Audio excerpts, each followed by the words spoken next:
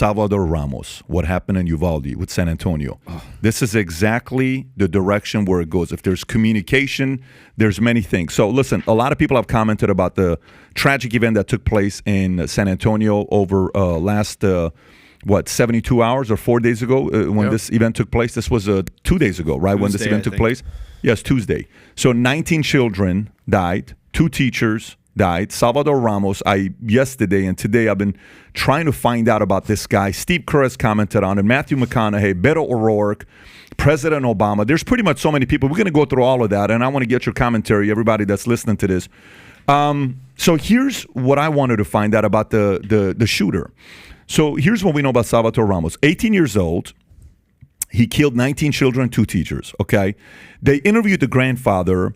He said he would stay in the room by himself all the time. He didn't talk very much. He played video games. He didn't live with his mothers because they had problems.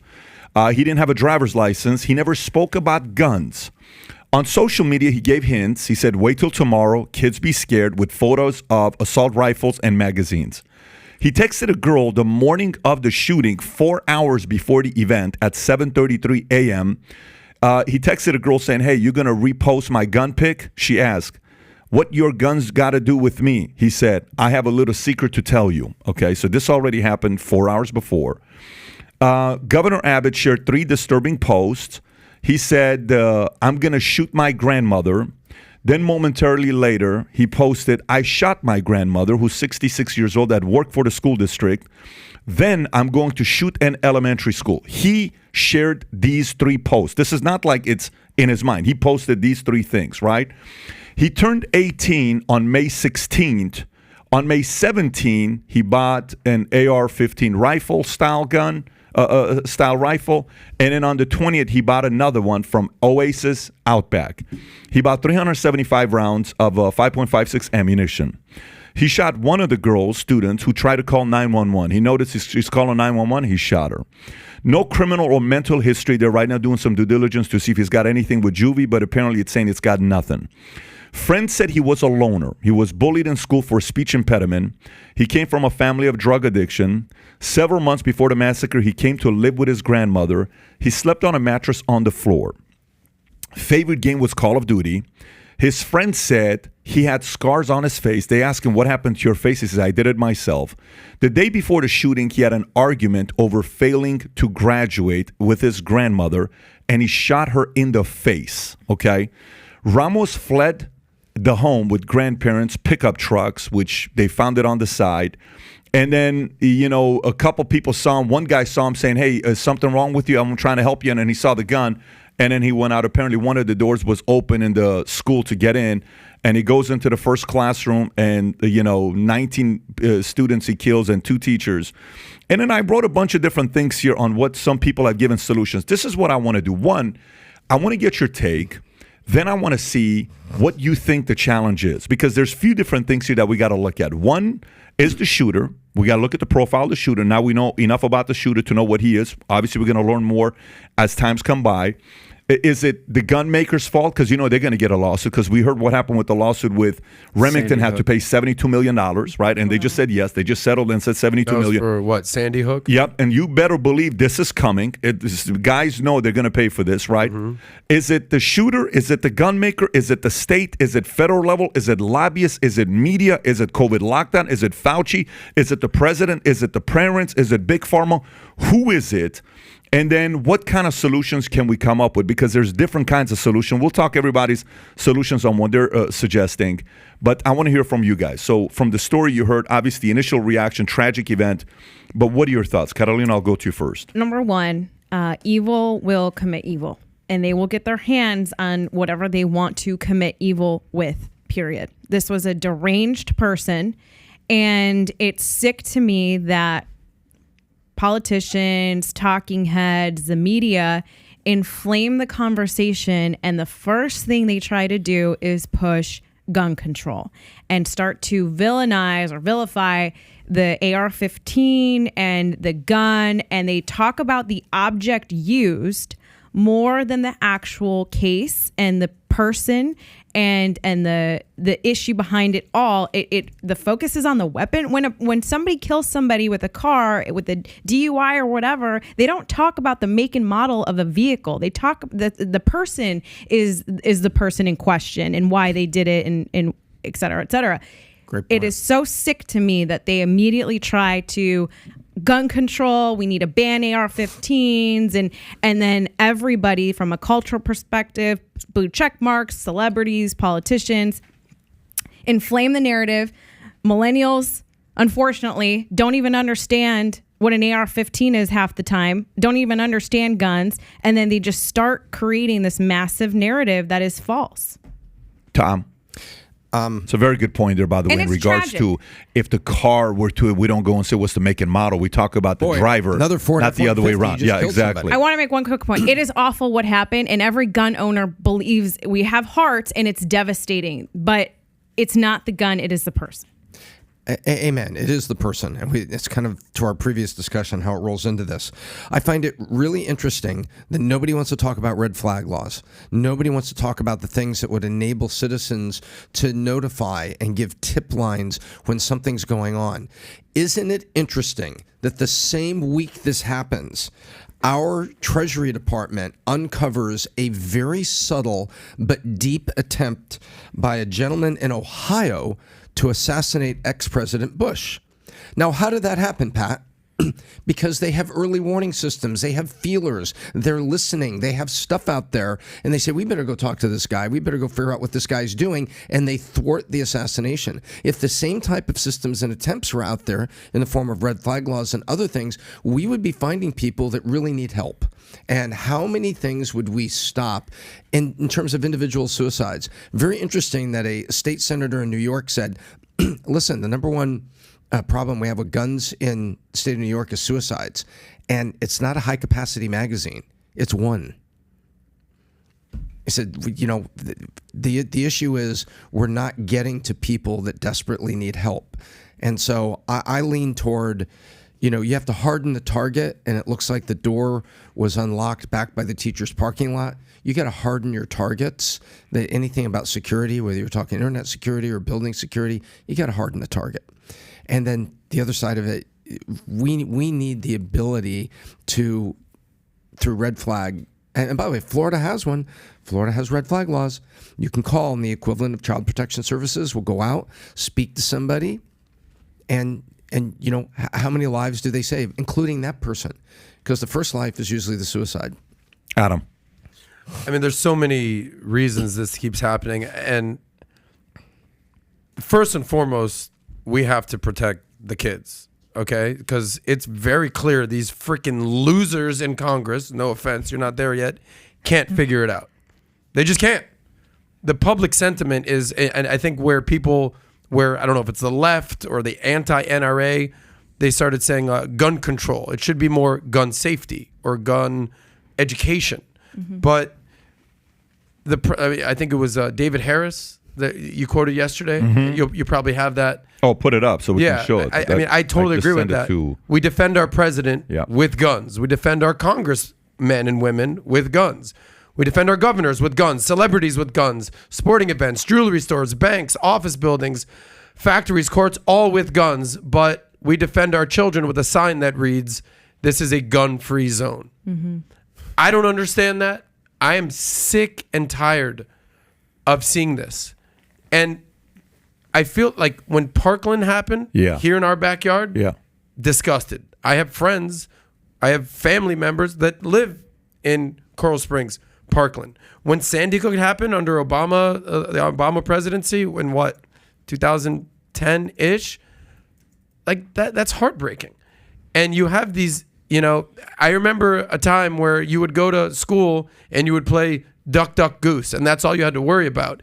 And now they're literally sitting ducks. So for some psychopath to come in and just shoot up the place because he knows he's not going to get met with a gun. How deranged and how just for an 18-year-old kid to say, I'm just going to go shoot some 10-year-olds. Like, he knows that he's not going to face a challenge. This kid's scared. This kid's got issues. This kid's got mental illness. That's a whole nother thing we need to talk about here. There's so many different factors and different ways that we can assess this, but we need to start with the problem that these kids are sitting ducks in school. And I want to know why, though. I want to know why this keeps happening and what the solution is, because everyone's pitching a different solution. I want to know what the solution is. You raise your hand. You wanted to say something. I think number one, absolutely. Most members, especially the ones who are constantly met with death threats and whatever, have armed security, right? I mean, that post is very valid. Why aren't we protecting our kids with the same level? Why aren't we spending the money, the taxpayer money are being spent on ridiculous items, but not on protecting our most vulnerable? On the point on members of Congress, everything has become so politicized right now, and it's incredible. It's a way to divide. Because when you have politicians that are so quick to pass legislation and to get together, especially when they have a majority, when the left has a majority in Congress, they're ready to push legislation immediately based on what agenda they want. So if they don't like guns because A, they don't understand them, B, they just don't like them, they don't respect our Second Amendment and why it was written as written, they will pass what they want, and they are able to put their own influence, their agenda, and use a tragedy to politicize it. That is sick to me. Your member of Congress should listen. If you want to come up with solutions, members of Congress are not these brilliant philosophers. That's very true, Catalina. You need to listen and find solutions, talk to people, figure out why these problem solve instead of putting your own political agenda and then passing legislation based on your own politics. Well, Rahm Emanuel once said, you never want a serious crisis to go to waste. And what I mean by that is an opportunity to do things that you think you could not do before. So they're definitely capitalizing off what's going on. Here's you know what's going to happen. What's Can I that? just say this? Yeah. Just how we brought up the LGBT and everything that happened with CRT. So the group of people that is moving the country these days are the soccer moms and the COVID moms. We saw what happened in Virginia with who's the governor of Virginia, Gene Youngkin, how he defeated Terry McAuliffe in Virginia, and it was all on the premise of CRT. Okay, and the Republicans on the right, they're winning the culture wars because keep your hands off my kids. You want a sure way to lose?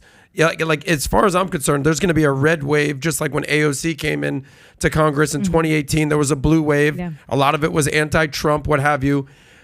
Right now, I think you might be a part of it, and I wish you the best of luck in 2022 midterms. I assume there's going to be a red wave. You know how there won't be a red wave is when soccer moms or COVID moms or the moms say, yeah, I just want my kids to be safe at school. And if you have the left basically saying, what the hell's going on? The guns, the guns, the guns. Defund the police. Okay, but that's an issue from 3 years ago at this point. And you have I'm just letting you know what the left is going to do. Mark my words. This weekend is an NRA conference. In Texas, nonetheless. So when you see all these Republicans show up at the NRA, giving speeches about whatever they're going to talk about the NRA, the left is going to capitalize that and say, see, these people don't care about your kids. They care about guns more. They care about the Second Amendment more than anything else. And this isn't even my opinion. This is going to happen. You're 100% right, which is why it's so important that you have good messengers on our side that are able to communicate to the soccer moms the realities of these things, to promote gun safety, to not vilify guns and gun culture. And when you look at the defund the police movement, I know it was 3 years ago, but that really did impact moms because it was affecting these local communities. When the left wants to defund the police and they vilify the law enforcement, they vilify the weapons that they use. Mama bears want to protect their cubs. And I will tell you, we have more moms getting their FOID cards, concealed carry, talking about school choice because they are so fed up with the way that their local governments are running their kids, their communities, and the schools. Yeah, but they're more fed up with dead kids. Yeah, but I'm going to tell you this here. So I could care less about the convention that they're having, and I could care less about all this other stuff, because that's politics. Set that aside. I want solutions, okay? So I'm thinking long-term solutions. Anytime you build a business and we're going through a crisis, and you may lose people today, and by the way, this is business. I'm not talking life, so don't confuse losing people with, I'm talking long-term solution, because I don't want this thing to happen again. I was watching videos of one of the fathers holding the daughter's picture like this on CNN, crying, emotional, talking about the fact how sweet her daughter was and how they have a 3-year-old son, and the 3-year-old son, they have to explain to him the fact that your sister is now with God, and the kid didn't understand it because he just wants to play with his older sister that's 10 years old. That's pain. Those 19 parents, no matter what we do today, they're in pain.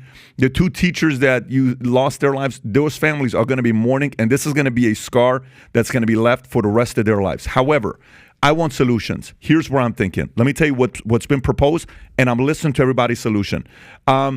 Sean Whalen, I just gave you the tweet. This guy has great commentary that he posts. We talk about his parenting style, what he did with his son, that he didn't want to do wrestling. If you remember that guy's story, he posted this on Instagram yesterday. He says there's 131,000 K-12 schools in America. Place an armed guard retired vet at every school. Pay him $75K a year. That's $9.8 billion to protect every school in America, right? Okay, you look at this, yet we spend $40 billion that we sent to Ukraine. Let that sink in. So that hurts the left that's sitting there saying, oh, we want to save, we want to do this, we want to do that, yet you're not using who you already have. There are 19 million well-trained, very valuable retired veterans currently in America, men and women trusted by the government to protect this nation. I trust them to protect our schools, okay? The real question is, where do you stand and what will you do about it? Okay, so that's one point. Steve Kerr on the other side, who is on the complete opposite side of Sean Whalen, said the following. He lost it in an interview, and he made an emotional plea. You can tell he was emotional because he personally experienced this, I believe, with his father. So, you know this is something very close to him. He says, now we have children murdered at school. When are we going to do something? I'm so tired of getting up here and offering condolences to devastated families that are out there. I'm tired of excuses. I'm tired of moments of silence. Enough. There's 50 senators who refuse to vote on H.R. 8, which is a background check rule that the House passed 2 years ago. There's a reason why they won't vote on it, to hold on to power. So I ask you, Mitch McConnell, I ask all of you senators who refuse to do anything about the violence, the school shooting and the supermarket shooting, I ask you, are you going to put your own desire of power ahead of our children, our elderly, and our churchgoers? Because that's what it looks like. So what he's saying is his solution, purely, everything he said, the solution of what Steve Kerr said is what? A background check. Okay, fine. So that's a background check. Now let's go to another one. It needs to go deeper than just. But it needs to go. So here's where I go. I looked up yesterday on what percentage of teachers are CPR certified. Okay, and I looked it up, and I'm like, okay, what percentage of teachers are CPR certified? You'll see different numbers on different states. I have an article here, Tyler. I don't know if I sent you this article or not. If I didn't, I'll email it to you right now so you can show it to everybody. This shows which states are CPR certified and which ones are not, meaning certain states require you to be CPR certified. If you can pull that up so people can see it, the article right there. States where CPR training is mandatory for teachers. You may be asking, Pat, where are you going with this? I'll explain to you here in a minute. Alabama, Alaska, Arkansas, California, Colorado, D.C., Illinois, Indiana, Iowa, Maryland, Michigan, Minnesota, New York, Texas, Utah, Vermont, Virginia, West Virginia. Required. Okay? Known states where bills have been introduced. None states where CPR is not yet required for teachers is the rest. Arizona, Connecticut, Delaware, Florida, Georgia. Adam, they're not required, right? Okay, cool. They're not required. Here's what I would be asking. And by the way, Steve Kerr was against teachers having guns in schools. Okay, the guy whose name was Angel Vargas, I want to say, that saw the shooter in the backyard, Albert Vargas, saw the guy in the back of the school, and he went up to try to help him. Then he saw the gun that came out. He's like, oh shit. Then he went to the car because he had a pistol. He said, if I had a pistol with me right now, I could have shot him and saved these 19 kids. That's what he said, Albert Vargas. So by the way, but there's a lesson there as well, because here's the lesson. The lesson then becomes, if we have teachers that are CPR certified, 28% of them, whatever it is, I think that needs to be 100% of teachers need to be CPR certified, because you just need to know how to handle that moment. We saw a video the other day, one kid that was running around, couldn't breathe. Somebody came and helped him out, saved his life. It can happen at any time. Why not take some of the teachers in school who volunteer to be certified? Why don't we protect the teachers that have background, send them to some kind of training. I don't know, make it 10% of teachers. Make it 5% of teachers. Make it something that is a group of teachers that choose to be certified to have guns in schools. And what Sean talked about, I agree with that as well. So to sit around saying, oh, we don't need to have any of this stuff is a bunch of, nonsense. So another one, Beto jumps up, and I don't know if you guys saw when Beto jumped up and tried to be opportunistic. Let me tell you what you did. It's your fault. It's this, it's that. And that opportunity moment, that's when you know you don't let an opportunity go to waste. You know this guy's going to be running for governor. And what's his solutions? His solution a couple of years ago when he changed his solution was, would you consider confiscating weapons and confiscating people's guns? And well, I would definitely consider it as an option. Well, folks, I'm just telling you, that's just not going to happen in America. It's going to be very problematic if they try to take guns away from people that own guns. The whole reason why people have guns is because it is. So if you like this clip and you want to watch another one, click right here. And if you want to watch the entire podcast, click right here.